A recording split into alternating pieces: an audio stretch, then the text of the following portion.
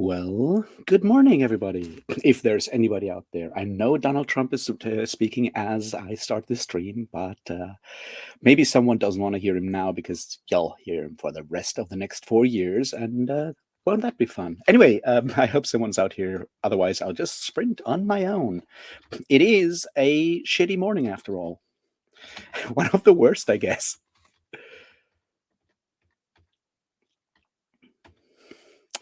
Hey, Britain. Here I am. I hope you can hear me. Yeah, I get that.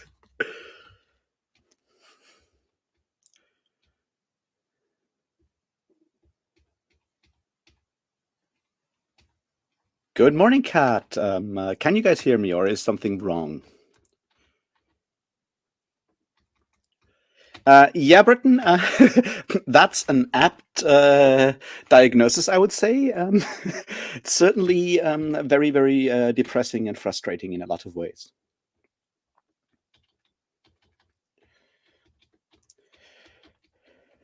Yeah, I stayed up until like 2:30 this morning watching like streams. And at the time, it started looking still sort of okay-ish, I guess. And I'm like, fuck it, I gotta get up in like 4 hours or something. I'd better go to sleep. I tried to sleep, didn't work that well. I feel like I have a terrible hangover, and I did not drink yesterday. Just to be very clear, not a single beer. I am obviously no. I was drinking tea, but I think it was even not a proper black tea because I ran out of black tea and I didn't get new one. So it's what is it? Even a herbal tea. I was living like a proper Mormon yesterday, and then what do I get for that? Fucking headaches in the morning because I looked at the news.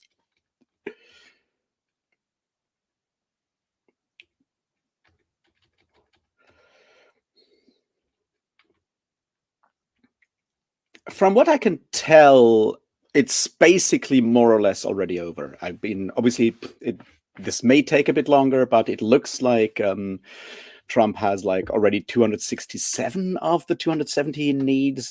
So I guess it is very much over. This will be very bad.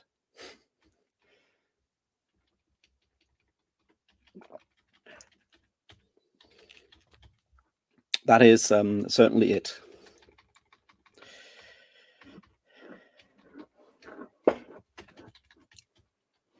I did just like before coming on. I chatted. I like a quick chat with a friend in Texas who is very very depressed right now, and they're looking to find ways to leave the country as quickly as possible. They they're a couple. They have a kid that's like 1 year old now, and yeah, it's not exactly a good place to be.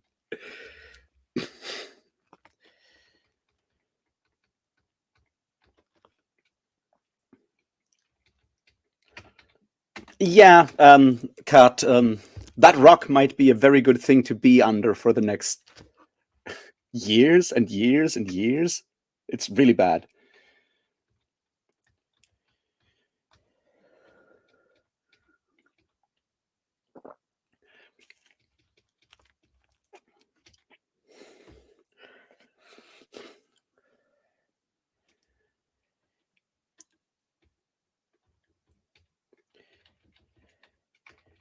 Hey, Nexi.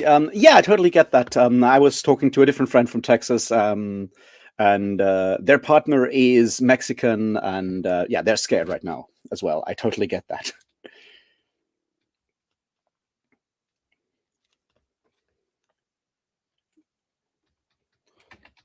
Yeah, it's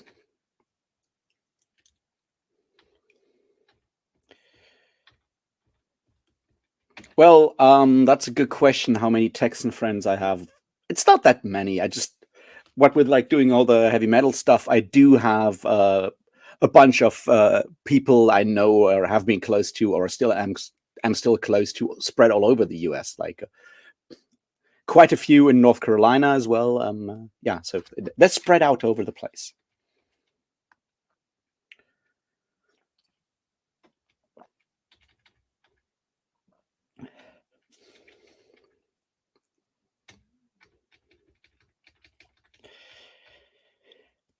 Yeah, Kale, That's exactly. It's like the fact is actually is this actually happened. The fact it happened in 2016. The fact it almost happened in 2020. The fact that like, yeah, it's really bad. I guess I will record a video on Wild Faith by Talia Levin later today because, yeah, it's a bit too late now, I guess, but it does very clear, very clearly lay out how this happened and where this sort of comes from. And that's, I think, the sad part about this is it's the result of like at least 60 or 70 years of very, very clear machinations from people from the very, very, very hard right, slowly undermining different institutions one step at a time, with the goal of, turning the United States into something that is not a democracy, to put it mildly. If it ever was a very, I mean, it was obviously one of the best democracies in like the beginning of the 19th century, but the way it has changed over time, it has certainly not kept up with, the ideas of how to run a country. And we're reaping the result of that, as well as, the result of neoliberalism, which is very much happy right now as a larger sort of like institution, because that's like kind of the result that you get from that. It's highly frustrating. But, what can you do?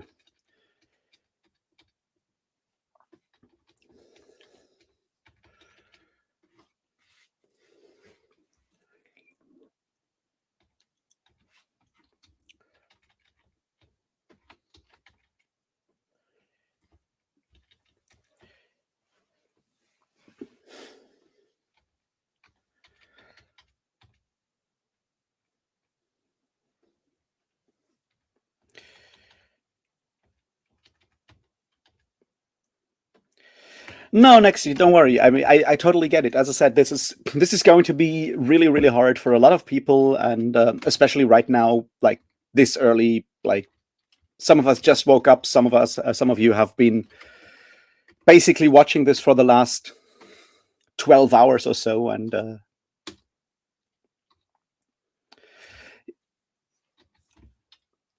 yeah, I can totally get it. That this is absolutely shocking to a lot of people, and yeah. So don't worry, we can all, just talk about this at the moment. It's the only thing we can do right now is talk about it in a lot of ways. So don't worry about, having some need to vent about this. I totally get it.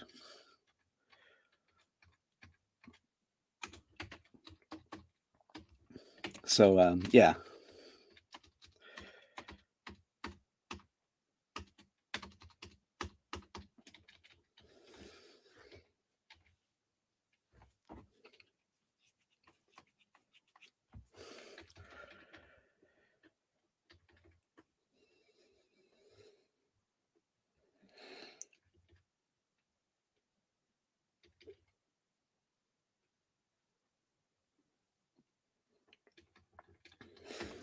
Well, that's the point. If nah, you're not right leaning if you don't want Trump, and that's the point. Right is very different, I guess, or maybe that's just me, but you know.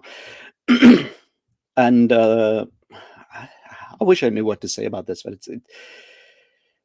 it's surprising, and yet it's not surprising. It's been coming a long, long time, basically since like, well, technically at least since the backlash since against FDR during a fucking New Deal during the 1930s. Now, I think the terrible part is that you could see America basically just barely scraping by a full-on right-wing takeover, or like a anti-democratic right-wing takeover again and again. No one ever learned to listen, because Democrats are at their heart just very much an interest, doing the bidding of neoliberal capital, and that's not going to help. And you can see that like very clearly with the last couple of times. Like, now, well, we'll not change anything. We'll just do the same as before, and wondering why people kind of get disappointed there. And yeah, obviously the right, the radical right, being much better at capturing media attention and the minds of too many people in that regard.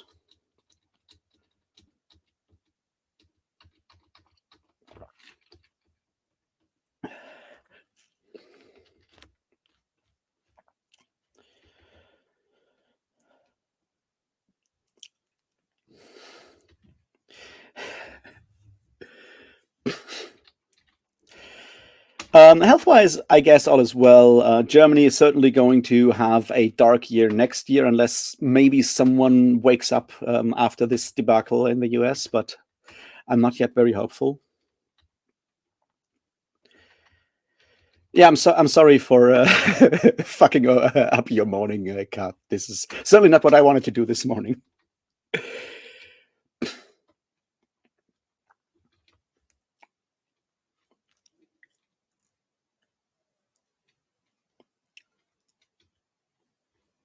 Uh, it's cosmic irony, Kale. I think it's cosmic irony, unfortunately.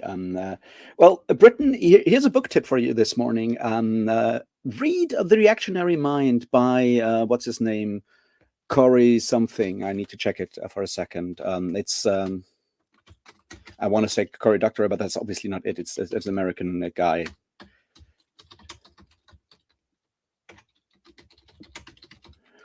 It's a very, very. It kind of lays out that very specific level of like pattern of thought that led to this in a lot of ways. I disagree with the guy in some other regards, but Cory Robin, that's the name.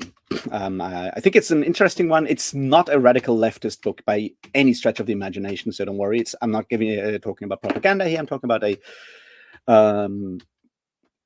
professor of political science from New York, looking at, all the way back from Edmund Burke through today, different reactionary thinkers or people that thought or are generally thought of as reactionary thinkers, like, Ayn Rand and some others. I think it's really important to read those kind of books to understand where this stuff is coming from.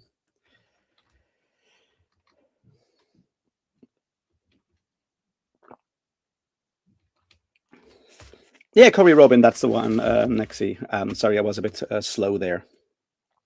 It is, after all, just 15 past 8, but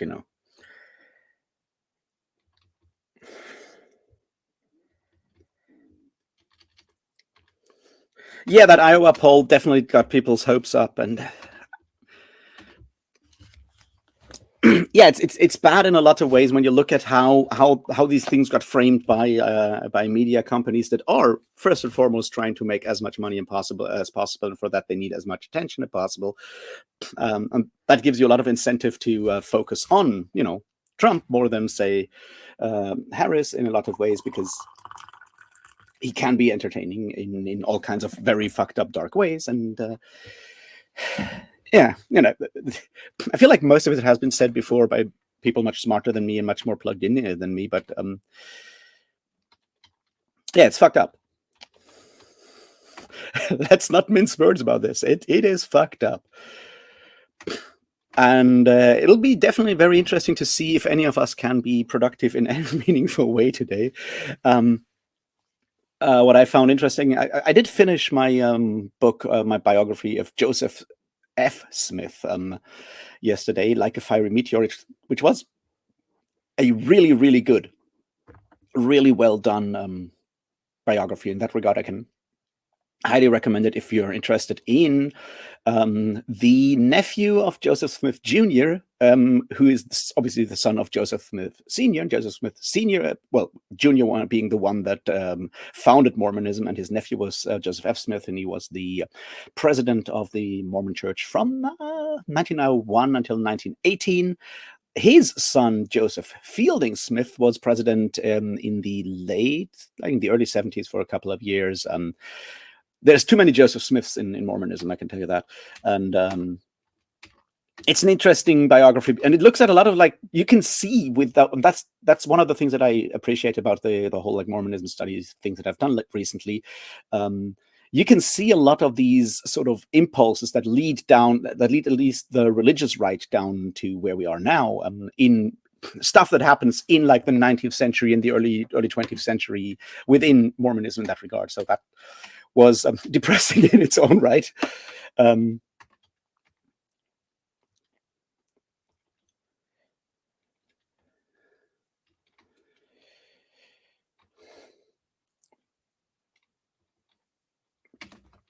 Yeah, so that was certainly interesting in that regard. Now, the question is, of course, how will any of us be productive in any way? Can any of you focus on writing or reading this morning or evening? Or are you just, shaking your heads at this point to go like, fuck, I just want to get really, really drunk now? Which, yeah, I don't want to do that at 8 in the morning. I'm still planning to go to the gym. Maybe that'll help. No, Britton, you're totally fine. That's I was aware of the fact that like doing these sprints at basically when maybe her first results of the elections are sort of coming in would lead to people having strong emotions, and well, this can also be a place to vent those emotions. So don't worry about that. I'm totally fine with that. I'm not a therapist, but I'm willing to listen. I will later read a book called The September 6th and the Struggle for the Soul of Mormonism, which is an interesting one in that regard as well, because it also looks at how, well, right-wing and reactionary forces took over a religion that did not necessarily have to end up where it ended up in this regard. It also got very much taken over during the 60s and 70s by radical reactionary and far-right people in a lot of ways. And that's it sometimes feels that like everything I read kind of adds to these kind of sort of understandings of the world. So I feel yeah, it's one of those things I've realized over the last year, which is probably why my channel also becomes like more and more political no matter what I do.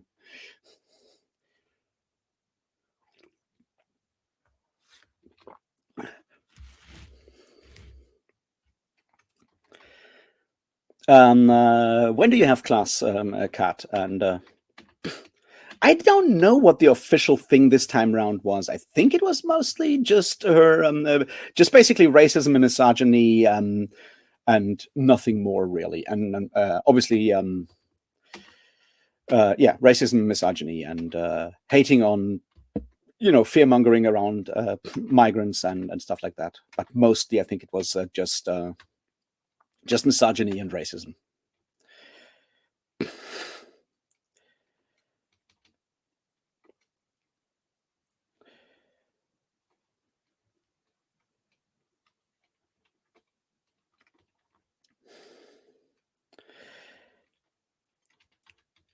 Well, cost of living is like one of the is stupid because it's not going to get better, obviously, but cost of living kind of went down after COVID already, which is like one of those really interesting things. Is people going like, especially Trump, going like, "Hey, are you really better off now than you were 4 years ago?" And the answer is objectively, fuck yes, because COVID is no longer just as fucked up as it was 4 years ago. There is, most people can go back to something almost normal. So yes, everyone is better off than 4 years ago, but people don't believe that. And that's like where the whole like I don't want to call it mass delusion, but you know what I mean, kind of comes from. I have not read Rise and Fall of the Third Reich, Nexi, because I mean I've read books on the subject. It's not exactly something you can escape when going to school in Germany. I have not read that specific one, but I've heard good things about it. I just, there's just so much Nazi stuff I can take.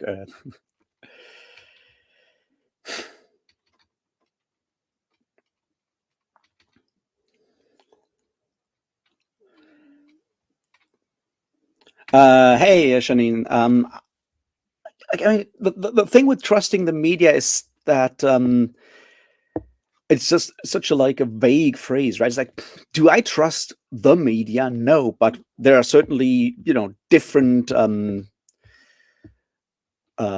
magazines, journals, newspapers, different media channels that I do have a certain base level of trust in. And from there on out, it is like so much of it is at the end of the day about spinning facts and narrativizing and so forth. And there you kind of have to find the narratives that work for you. But like basic facts should sort of be more or less as undisputed as possible. The problem is, of course, that especially from what I can tell with large parts of the US media landscape, that is no longer the case, at least with, the right-wing side of things, because let's face it, as bad as places like NBC or CNN or whatever may be. They are still mostly adhering to like actual facts. Fox News is not doing that, and I get the distrust. I think it's one of those really one of those really tough problems is that like the media landscape, by being basically under capitalism, having to maximize profits instead of like actually providing news or whatever, is already in a dangerous field. And the way that this has changed over the last 20-30 years with the rise of the internet and a complete shift in what you might call the advertisement landscape in general, the way news can be monetized, has made this much worse. It has led to the dismissing and firing and so forth, and letting go hundreds, thousands of journalists. AI text writing will not make this easier or better. It has because like anyone can report news nowadays in whatever way they want, right? The difference is that if you look at like how news media worked and sometimes still sort of work, what they have is, of course, they have like a lot of people that work on these kind of things. They have fact checkers. They have people that do research in a lot of ways, that vet information. That they have legal people that check that stuff, makes sense and so forth. And that is important if you want to actually get the truth out there, or something as close to the truth as possible. And with all of those cuts to like newsrooms, teams, and so forth in the news media, that has obviously gotten far worse. And people obviously, like, I notice if the news are not as trustworthy as they were like 10 years ago. The question is like, what do you do about it? And I have nationalized the news media. I mean, to be fair, Germany does have like the main broadcasting. There is a basically state-owned broadcasting network in a lot of ways. I don't exactly know how NPR and some other countries have that as well, right? And to make it clear, like it's not state broadcasting, but it is financed by tax money to keep it as independent as possible. The political oversight is minimal, and it like every party has people in those kind of committees and so forth. So it is fairly neutral in that regard, and I think that's a good thing, because it sort of takes the profit interest out of reporting news, which makes them less susceptible to private interests, I guess.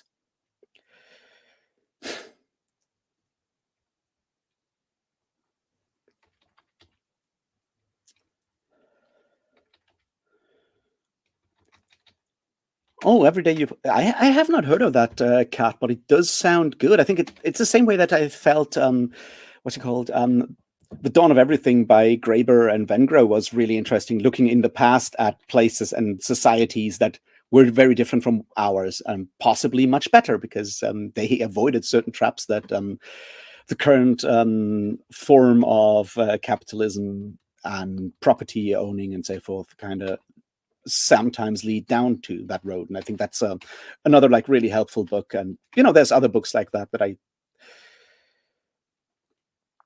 I certainly help us sort of like broaden your mind. That's like one of the reasons why I think I always feel like fantasy and science fiction and genre fiction in general are also very helpful, because they give us the space to explore such ideas, to explore different kinds of communities that might work better. And we need to sort of like have the mind space for that before we can actually figure out ways to get there and actually make those worlds a reality. But first we need to be able to think of them. That's definitely where fiction comes in, to keep that mind space open.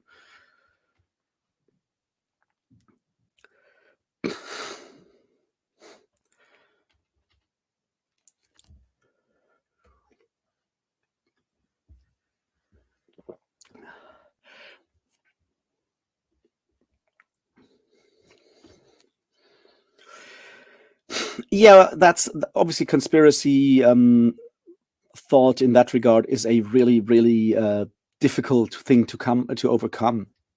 I'm still working on that video. It'll take a while. Hey, Jeroen. Yeah, join us for being miserable about the world. Um, like the way that conspiracy has become part of our understanding, the way that the idea of a consensus reality has been shattered since, say, the 1960s, 50s, 60s, or whatever, is another dark like issue. It's certainly something that you can.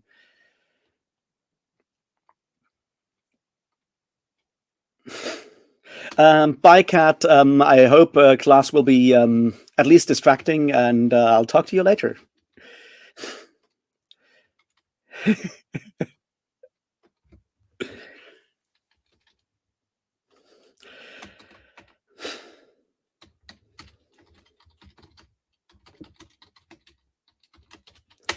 Um, yeah, it's certainly something that kind of leads to what you might call postmodernism, or the postmodern condition.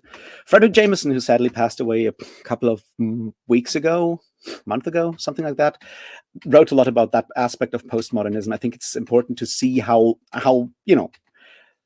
unlike a more laid back, more distanced aspect of like how we ended up here, but that doesn't obviously it doesn't make the world better, and it doesn't necessarily help us with where we are now.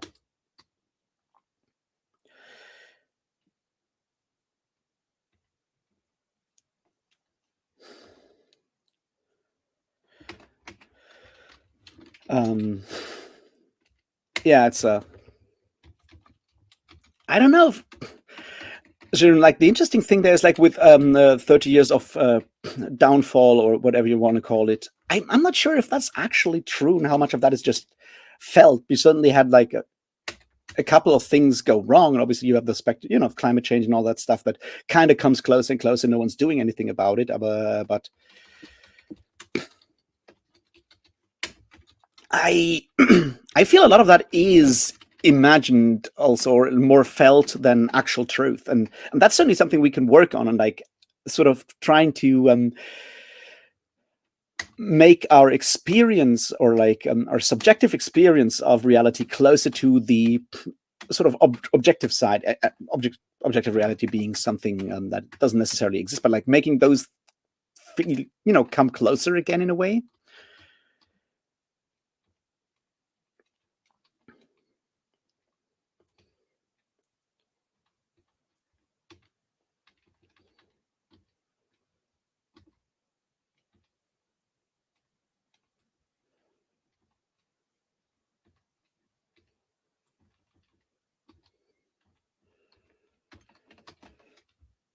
um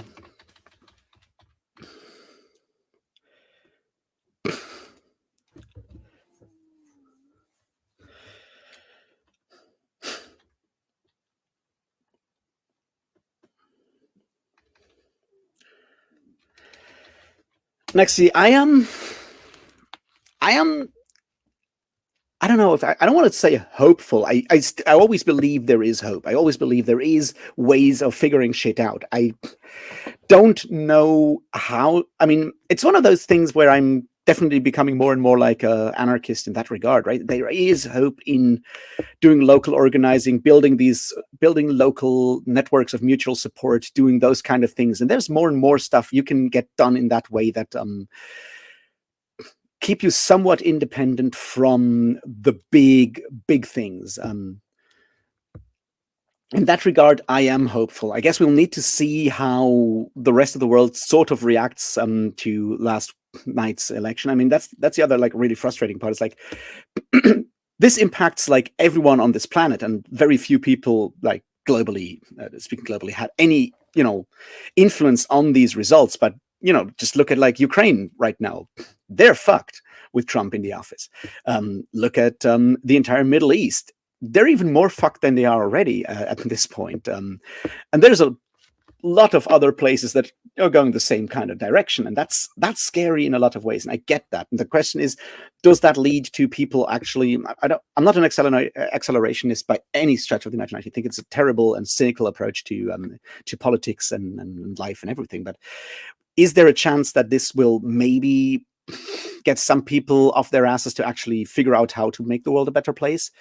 Is there something to the idea that this will shock some people into action? Maybe it is, but beyond that, I feel like the main thing is, figure out ways to sort of strengthen your local community against those sort of external things. In you know, do food banks, help each other out with all kinds of like local stuff.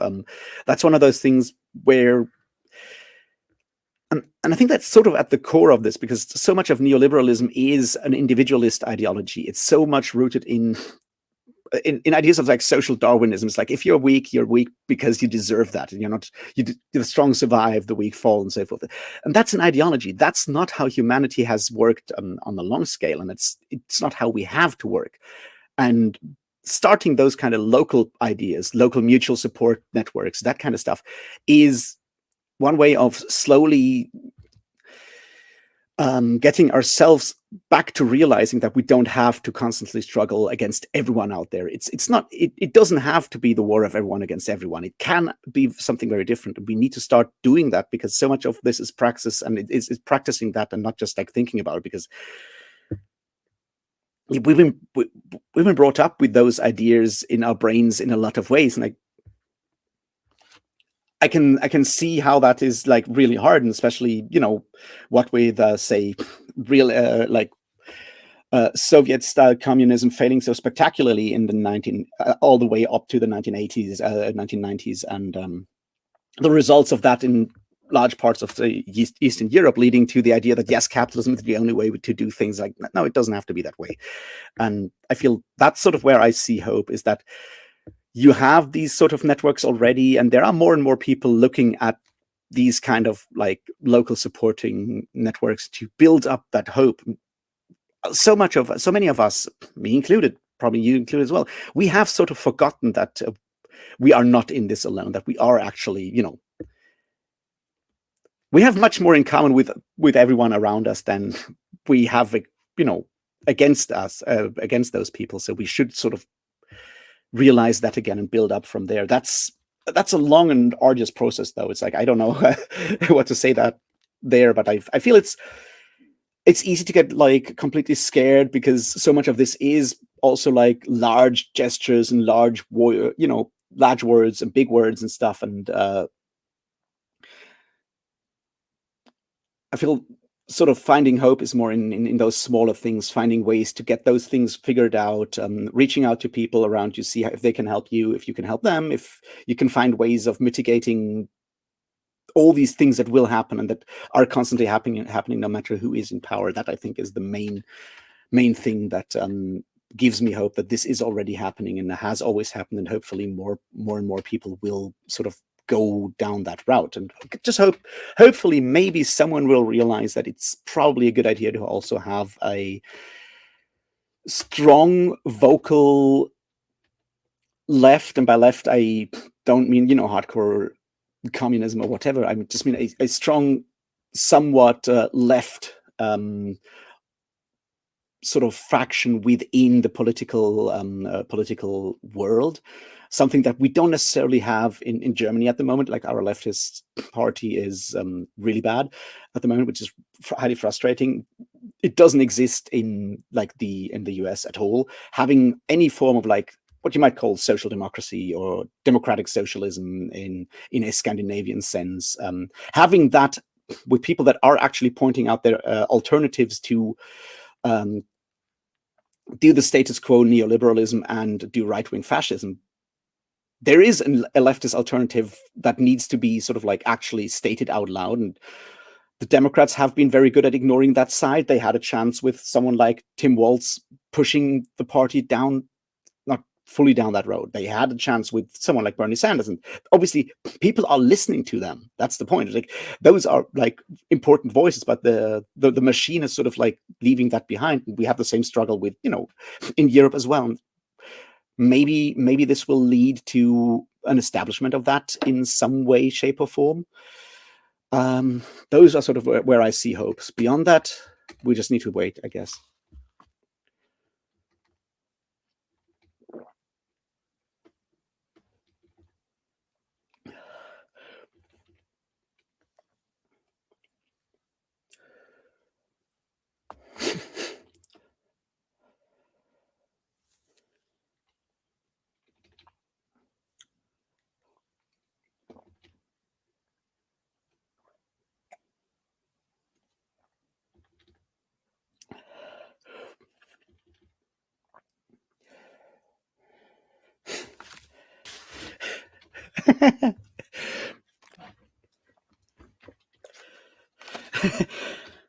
Thanks, Maxie. That means a lot to me. I'm glad if I can, help even in some small way. I will try to record a video on Wild Faith by Talia Laban later today. I think it's an important book in that regard. It will at least help people understand where the stuff is coming from in a lot of ways, and might be important. The Mormonism video will also kind of touch on that, and unfortunately, whether I want to or not.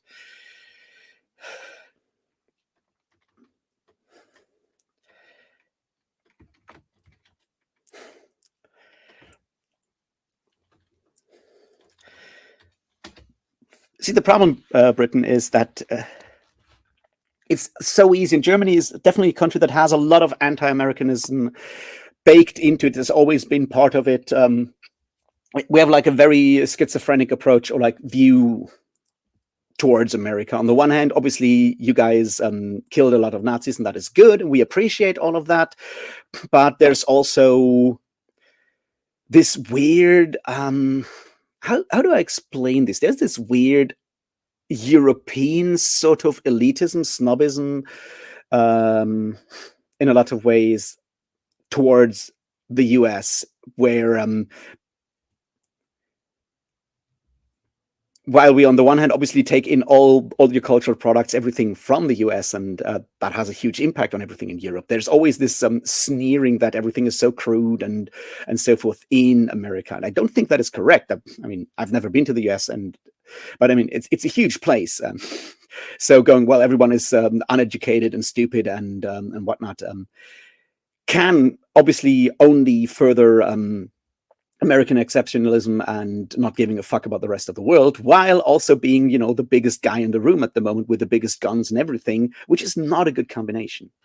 And I don't know what to do about that. And obviously electing Trump does not actually help, that image in the rest of the world, but it does, of course, have like real world consequences that go beyond, well, he's an idiot, which, yeah, he is, but he's an idiot with all the power right now, and a lot of a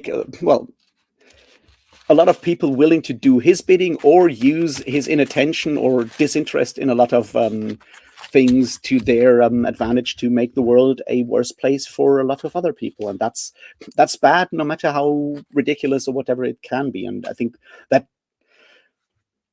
that's something we need to understand, and that's hopefully something that Europe will maybe realize, that we can't rely as Europe on the US, and maybe we'll learn the right things. Unfortunately, what with this being a global phenomenon, the European Parliament is also much further to the right than I'd like to have it. It'll certainly try to make, any form of migration harder. It will be really, really terrible for refugees of any kind to come to safe places. The idea that there is a human right of safety, yeah, that is certainly going to be hollowed out more, and that's something that we as humans need to figure out. And that's, I feel like, the darkest part of this is that, and that's once again something where I feel like neoliberalism is to blame in a lot of ways. The way it turns everything into numbers, and everything into numbers, and suddenly it's not about the basic human right to asylum or to safety, but suddenly it's about numbers and what this will cost and what this will mean for this specific part of the economy and so forth. And yes, those are obviously questions that need to be solved, but nation states can solve these problems, and they should be secondary, because the core idea is we're humans and other humans are also human. And that basic acceptance of humanity is something that has been suppressed, I think, has been suppressed a lot by the neoliberal and other aspects of the way we've looked at the world for the last well, I mean, technically, these are all results of the Enlightenment gone bad in a lot of ways. And that's something we need to overcome and realize that we're human and come back to that like core humanity. And I don't know how to do that in general. I can always go, well, art, fiction can hopefully help us empathize with other people, those kind of things. But those are all small things. And we also as humans do kind of need the big gestures sometimes.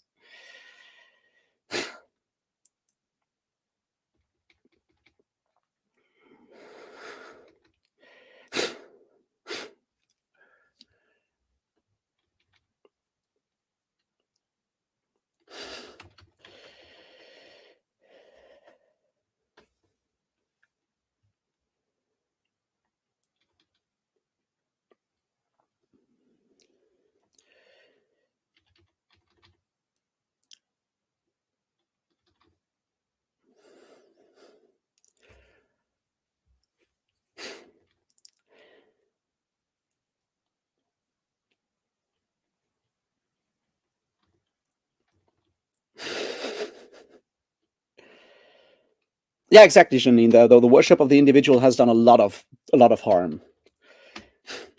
Um, Germans don't necessarily love Karl May anymore. I think it's I might be sort of the tail end of people that have actually read Karl May, because I got a lot of Karl May books from basically from my father and my grandfather, because they were huge in Germany all the way up to, I guess, like the 70s and maybe 80s. But at this point, I don't know how many people under 40, how many people under 30, to say nothing about people under 20, have actually read any Karl May. And oh gods, that's something I'm not sure I should go back to at any point in time. Although maybe that would be an interesting alternative to Dread Drismas, to go and read a bunch of Karl May books, because I feel they are very German. On the other hand, I think they exist in English translation if anyone else wants to read those and uh, figure out how bad they are on their own.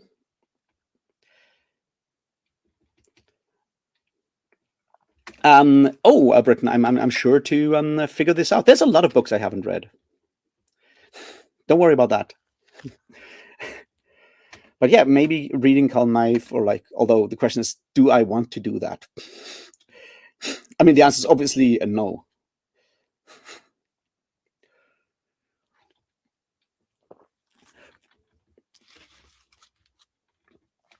Well, Shanine, I don't know how many of them exist in English. They were certainly highly influential on Germany in a lot of ways. What with Karl May being Hitler's favorite author as well. There's I need to change. I need to check that fact, but apparently, at some point, Hitler did send boxes of Karl May novels to the Eastern Front to soldiers and generals so they can read up on tactics and stuff. Which is, if that is true and not just like a legend, I would have to double check that. I've heard it. That would be insane and kind of funny. But yeah, I would also have to double check how I read them as a kid. Like, and when I say as a kid, I mean like when I was like, I don't know, 10 years old. So that's a long time ago. I would have to check if I can get my hands on any of those, because obviously I read them when I could still read printed books. So that's a long time ago.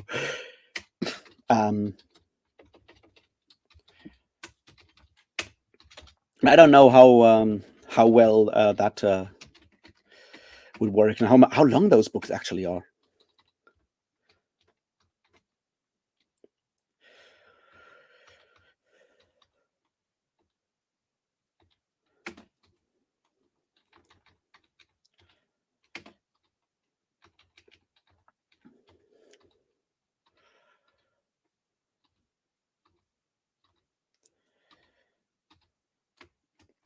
Well, looks they exist in audio at Audible. Looks like they're all like 15 to 16 hours each, which makes them slightly longer than a Drizzt Do'Urden novel.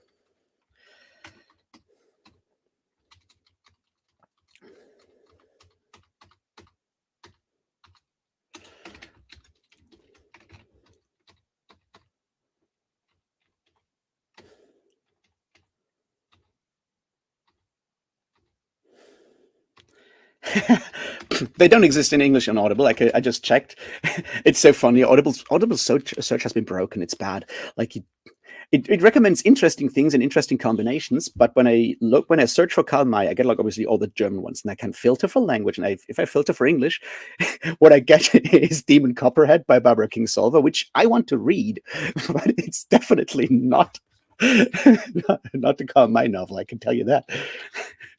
It's almost as good as when I recently did like look for other like Audible audiobooks in my Mormonism research, and for whatever reason, it sorted a biography of Brigham Young next to "I Have No Mouth and I Must Scream" by Harlan Ellison, which either shows that artificial intelligence has actually developed humor and irony, or it's completely broken.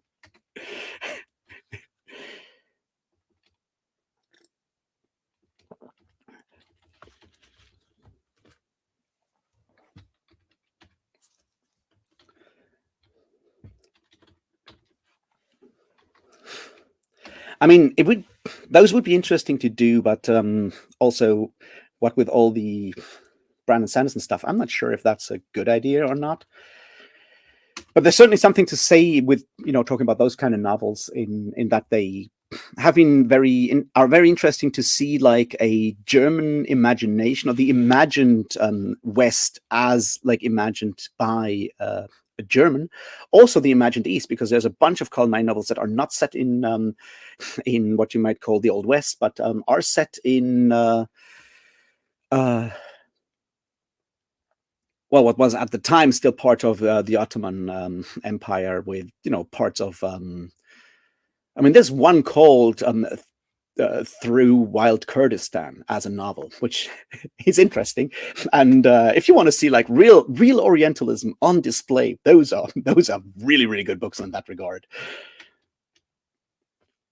And what with Karl May being a really interesting character in its own right, that's certainly might be an interesting thing to do.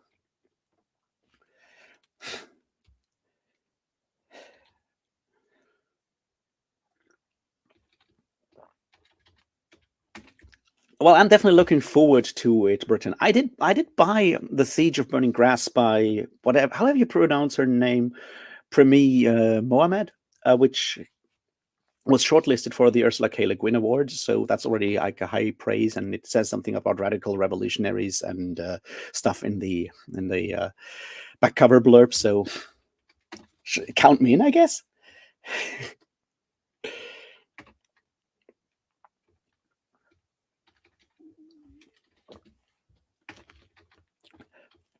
Wow, we did just talk for almost an hour already and haven't done anything productive yet. And I did, in fact, yesterday, I did, in fact, start writing on what may or may not become my attempt at writing a fiction novel. So there is that. I did write a couple of words. It's maybe 100, maybe. I didn't count. I didn't do word count yet. But it starts with a drowning. So there's that. I don't know if that's good or bad.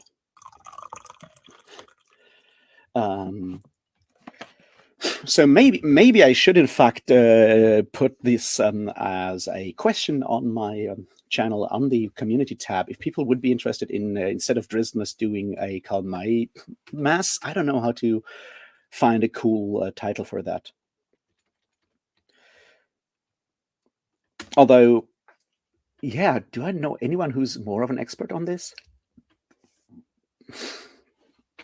And is it worth doing this for I don't know, 12 or 13 books?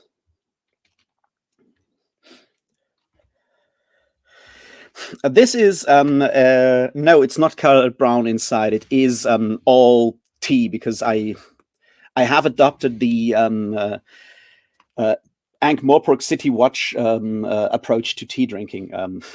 I drink like 4 or 5 of these large pots of tea every day out of this mug, so there's constantly tea in it. And I guess technically it needs washing, but it's just I do rinse it out every couple of days, but since it's in constant use, basically, I don't do that every day. So it's all black tea or tar, I guess, at this point.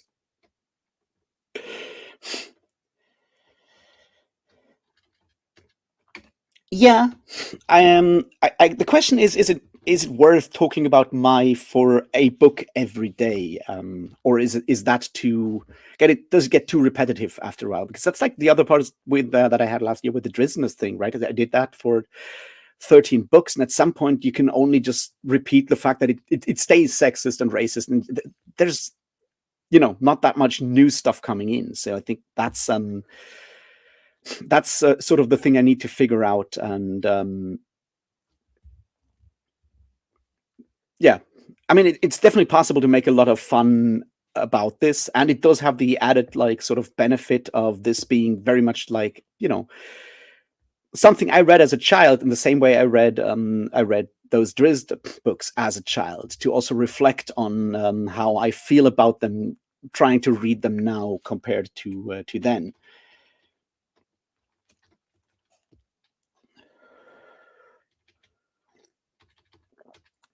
Well, Britton, a good night. I hope you can get some sleep after this whole mess.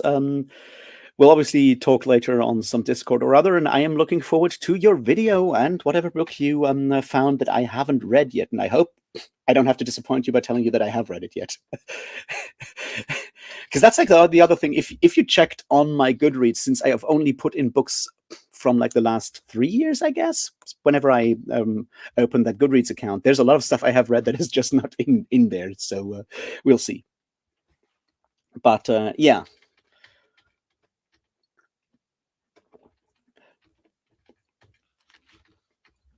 I'll try to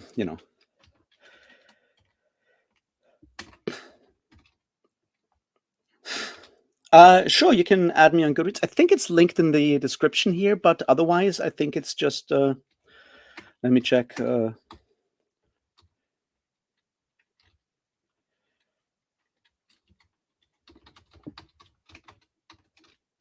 think it's just Goodreads rough blue text in one word. Yeah, looks like that's my Goodreads thing. I have 38 ratings apparently. That's more than I thought, because I usually don't rate stuff. I have 2 reviews, which is not good. Don't read those reviews. I mean, read one of them. The other one, yeah.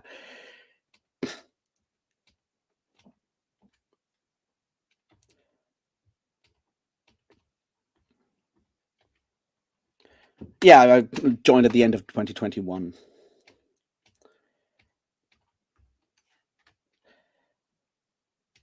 And I have read like something like 400 books or something, according to this.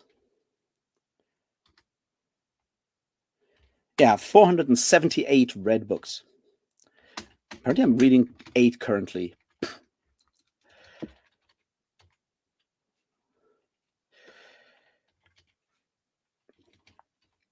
Hey, next, well, history books is like a broad topic. What kind of history are you looking for? Like which era and which area? Because I mean, I did study history at university for a while, so there is certainly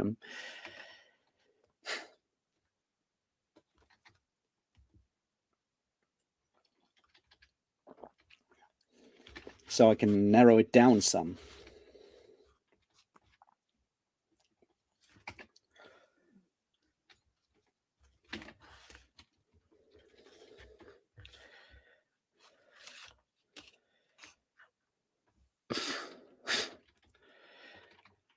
That's a good question, Kale. I have left Alan's Discord like a year ago, I think, at this point, and I have no idea where his state of mind is recently. I'm pretty sure he will rant at some point. If it's not on his own stream, he'll probably rant on Jimmy's stream, because I know Jimmy's also not very happy about this.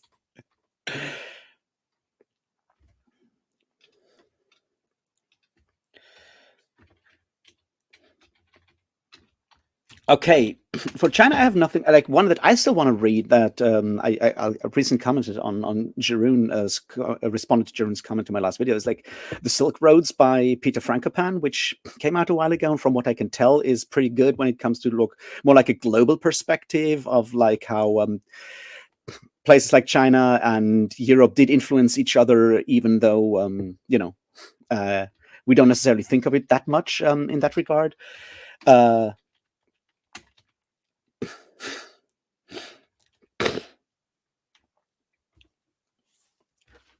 Well, Jimmy is definitely a political person, but he does, I think, mostly keep it out of his videos, unlike me. But I know from conversations with him that he's not exactly happy about about these election results. Right?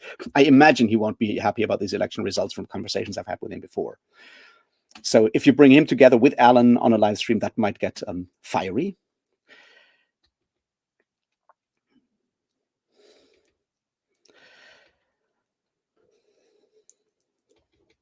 Um, Well, one that I always recommend, it's not ancient, it's medieval history. One that I think is really, really interesting and important to read is Robert I. Moore. I don't even know what the I stands for. The Formation of a Persecuting Society, or is it the Foundation? One of those two. Let me check. That one is really good, and I'll tell you in a second why.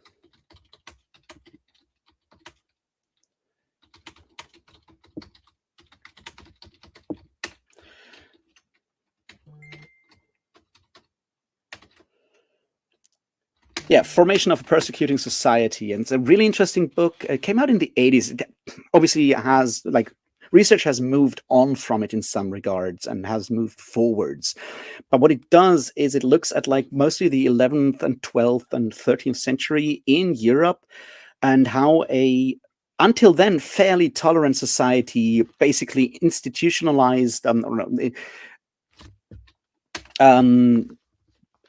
um, bureaucratized and so forth, structured the persecution of well Jews, of heretics, of course, of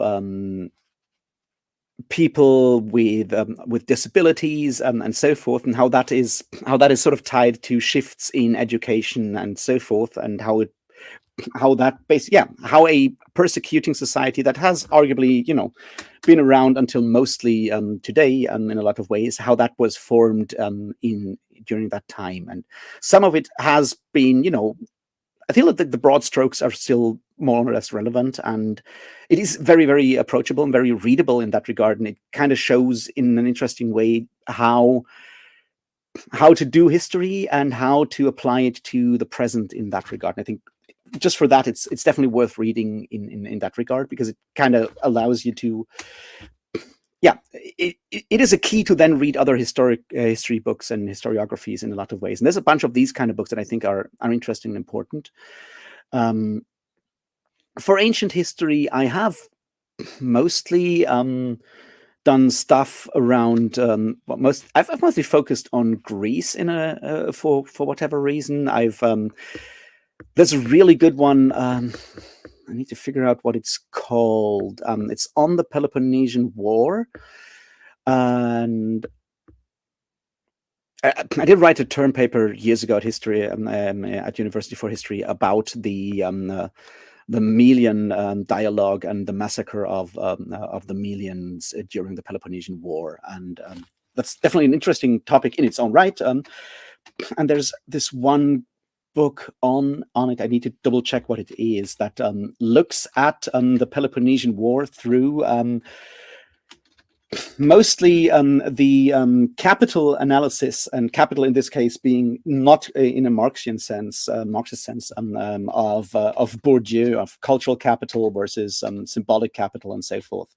And that one I found really interesting because once again it helps sort of like get a new perspective on a war where you kind of know how it goes in a lot of ways.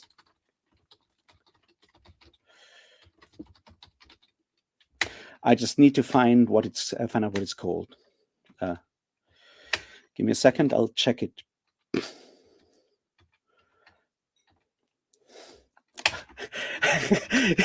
The German university is interesting because you have a lot of these interesting titles for the courses that you do. And that specific one was called Suffering in War in Antiquity, which is, kind of shows you where this is going.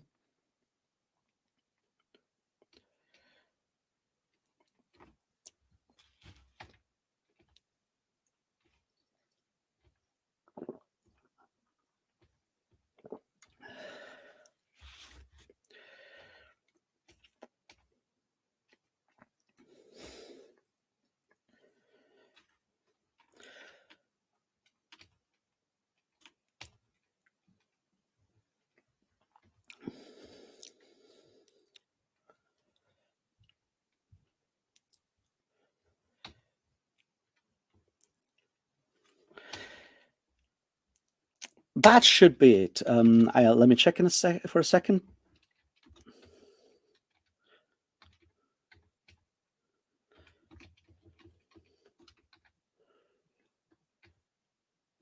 Gregory Crane, Thucydides and the Limits of Political and the Ancient Simplicity. Wait, okay, give a second. Thucydides and the Ancient Simplicity, the Limits of Political Realism. It's University of California Press from 1998, I think. Yeah, 1998. Yeah, that's one for ancient history that I found very, very interesting.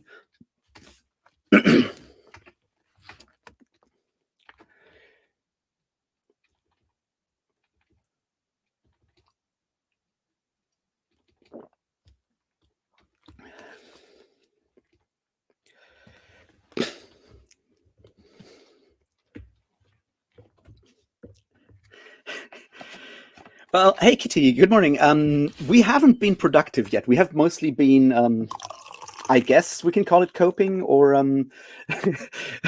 venting or being just being there and talking. I did miss the first round of being productive so far, but I'm looking up weird weird history books for Nexi right now. So there's that.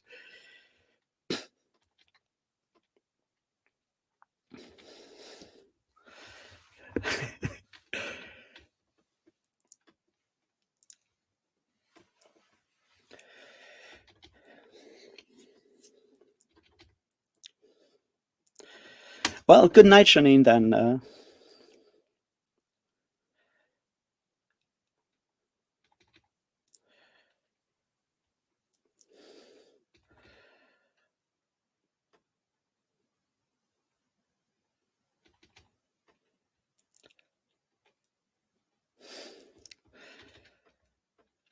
Oh, there's one that I really like. Speaking of that, Kitty, that was like in philosophy, and it was in ethics, and it was about the question of animal suffering and animal pain, and because when you do philosophy, beyond the idea that of course animals can feel pain, there's obviously an ethical discourse to be had on like how we as humans do in fact sort of like how we come up with the idea that animals that we can't communicate with and so forth, how we can do this, how we can understand animal suffering and animal pain and so forth. So it was a very serious and a very, very dark course in ethics, because we do really fucked up shit to animals, but the title in German was just tierische Schmerzen, which unfortunately it doesn't translate into English because it in German it could also just mean like because in German the adjective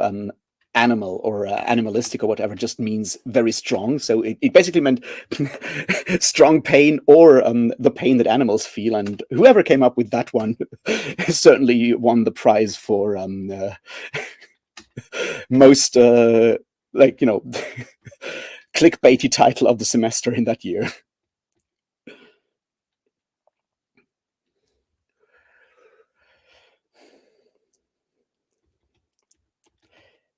Yeah, it was a good title. It was also like a very, very good course. It was like a grad student course, like a MA course on ethics, and it was really, really good. But that title, like, because every time when you're standing around and at the cafeteria or whatever, and it's like, so what you got next up? And it's like, well, next up I got like lots of pain. Yeah, but yeah. So that next the one I highly recommend that. Wait, I can just put it into the.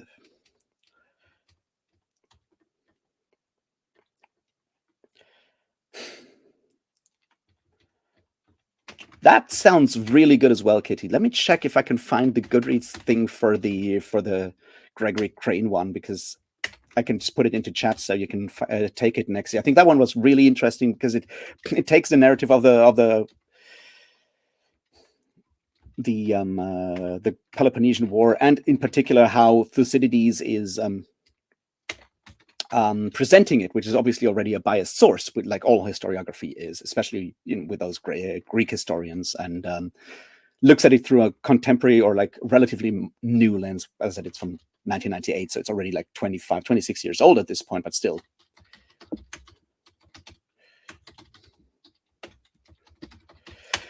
And that's like books that I think are interesting when I read history books. Sometimes I just read like a historiography or whatever on a specific topic that I'm interested in, but the ones that sort of use other fields, other parts of the humanities to look at stuff and sort of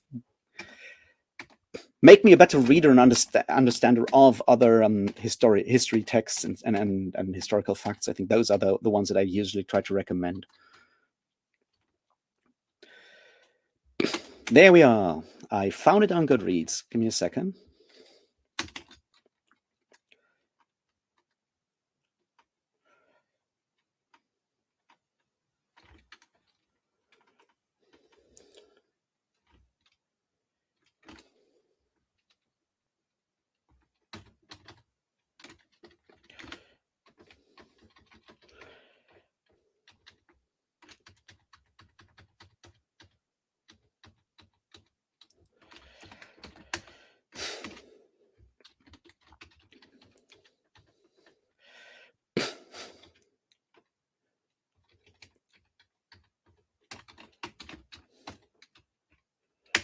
Does this work? Can I put links in chat?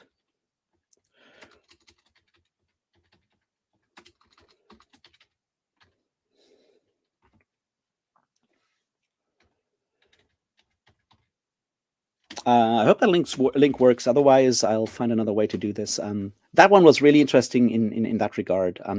Also, what I always recommend is reading at least one Carlo Ginzburg microhistory book. Those are always really fun. I personally really enjoy the Night Battles, which is about the Benandanti. If you read fantasy, they show up in Guy Gabriel Kay's Tigana. And that's like microhistory is usually focusing on one very specific small part, one specific group of documents or whatever on one very specific topic, and trying to sort of extrapolate larger things from that. And the Night Battles is 15th century, 16th century Italy, northern Italy, on like the border to what is now Austria at this point, I guess. And it focuses on inquisitorial reports and documents about this weird sort of like superstition cult, whatever you want to call it, of the Benandanti, and how that changes over time. So the Benandanti, being really cool, believe that if you're born with a cowl, which is a piece of skin over your head when you come out of the womb, if you're born with that, you have magic powers, and that's something that you have in all of society, in all over the world in a lot of ways. And in this specific case, what they believe is that on the Ember Days, which are Catholic holidays that no one knows about, these people leave their bodies in spirit and then ride on animals, usually foxes and rabbits and so forth, ride on those to a field where they meet and do battle with the evil witches. And if the good witches win, the Benandanti, that being, meaning the good people that walk, I guess, if they win, then the harvest is saved, and if the witches win, then the harvest will be destroyed. And the witches work for Satan, obviously, and the good witches work for God. And it's a really weird and interesting sort of like folk belief, I guess, where weirder sort of like pagan fertility beliefs kind of mingle with Christianity. And at some point, the Inquisition finds out about this, and then they're trying to make sense of this, and that's sort of what's interesting in this, is how the Inquisition tries to understand what's going on there, whether this is considered heresy or not. And over time, ideas that filter in about witchcraft, that the Inquisition has about witchcraft, because contrary to modern ideas or like stereotypes, the classic Roman Inquisition in the 16th, 15th, and so on century did have like a very rigid structure of finding out stuff, and did much less murdering and torturing than, say, the Spanish Inquisition did later. They're trying to understand this, and it's really interesting that over time they apply these sort of forms and formalistic approaches to what is witchcraft or not, to when they talk to these different people that are accused of being Benandanti.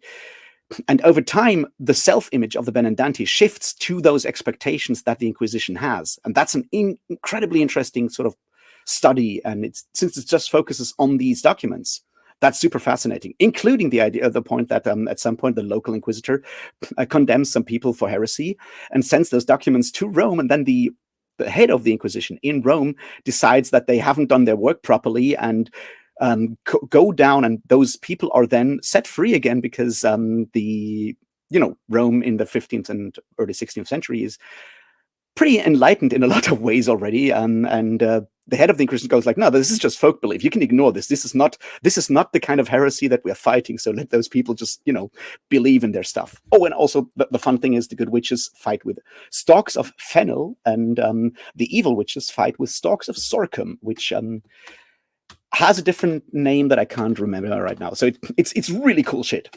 So that's something I also recommend as a history book. If you want to find something that has both been influential on fantasy literature and is just plain cool. But Ginsberg has done a lot of these sort of interesting microhistory texts that are just like really interesting.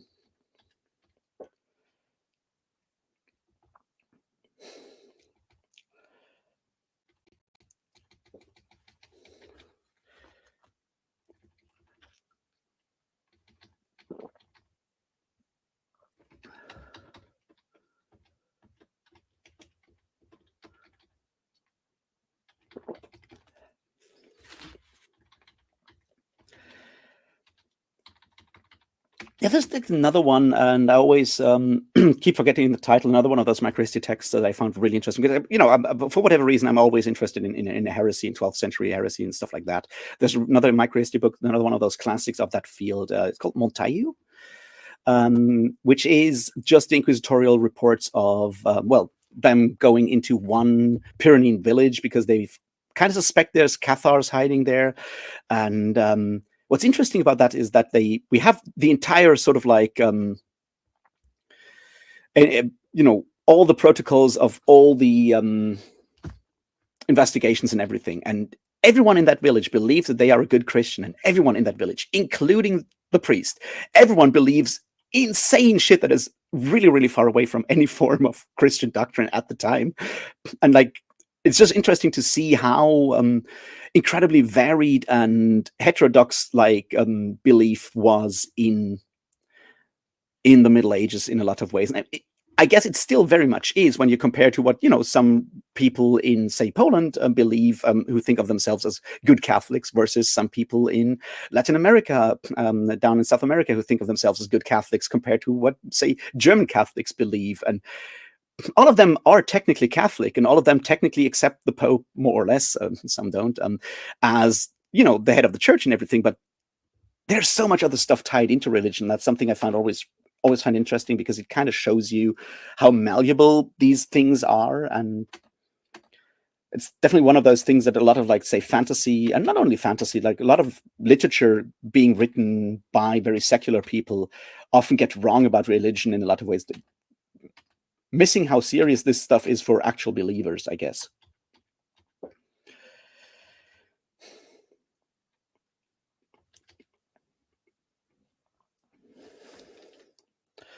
All right, Nexi, good night. I hope you can get some sleep and get some recovery, and we'll see how things are tomorrow or later today for you.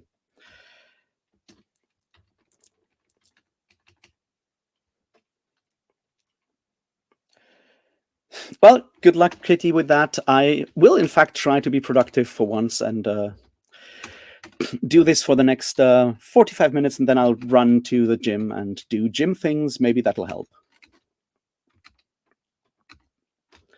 So yeah, let's do some creativity, productivity sprinting until 10-ish.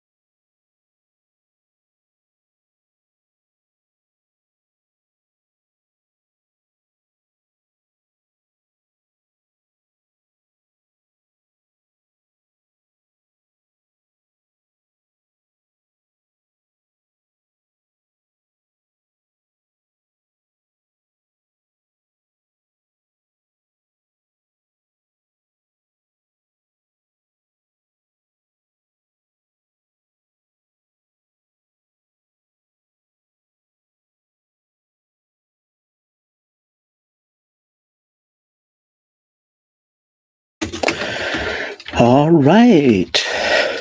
It is almost 10, and I've reached a point where I don't think I can write anymore. At least for now.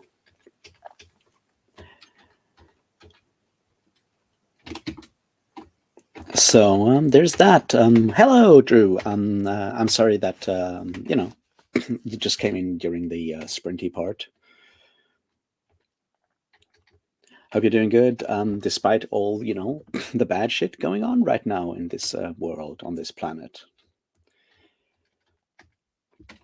I'm glad I did, in fact, manage to do some writing, and I broke down. I did. Check. Word counts.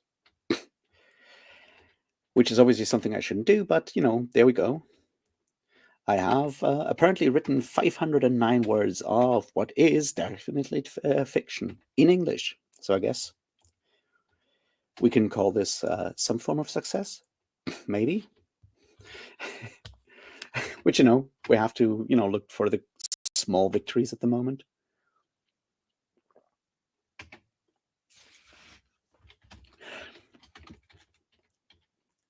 I do unfortunately have to leave fairly quickly now, because I have to meet with someone to sign some documents, which always a fun thing to do. And then I'll go and try to do some workout at the gym, and we'll see where all of that is going. Ideally, I'll get some other stuff done later today and maybe record a video. Won't that be, really cool and helpful? I'll definitely be back tomorrow with the next of these. Hopefully the world is a less bleak place by then. And we can actually do like 2 full sprints again, do proper writing and productivity and getting stuff done, and making sure the world is not such a fucked up place. In that regard, well, thanks those of you who are still out there. Certainly wasn't the best timing for this today, but then again, we can't always bow to circumstance, and definitely won't bow to American elections out here in this small place where I still have a little bit of agency, I guess. Sad enough. So yeah, what can I say? Thanks everyone for hanging out. I hope it was at least somewhat interesting, somewhat helpful. Maybe some of you did get some stuff done. Hey, Chadia! I hope work isn't too depressing at the moment. I am going to go and work out and then read a book called The September 6th and the Struggle for Mormonism, which is about how the hard right and conservatives took over the Mormon church and excommunicated and expelled all the, activists and academics that were maybe thinking about topics like feminism and race issues within the church. And that feels like somewhat appropriate for today. Yeah, we'll see. Anyway, so yeah, have fun, everybody. I'll be here tomorrow. We'll probably talk some more about what happened today, and also about work. And at least, I did get some writing done, which is more than I thought I would this morning when I woke up and checked the news. So there's that. And thanks actually for hanging out. These, I feel like helping me, these sprints in the morning help me actually get stuff done. Even if it's not all writing, but also sometimes, other stuff like just like taking care of shit. And that's helpful. So thanks for helping me by, keeping me accountable. See you tomorrow.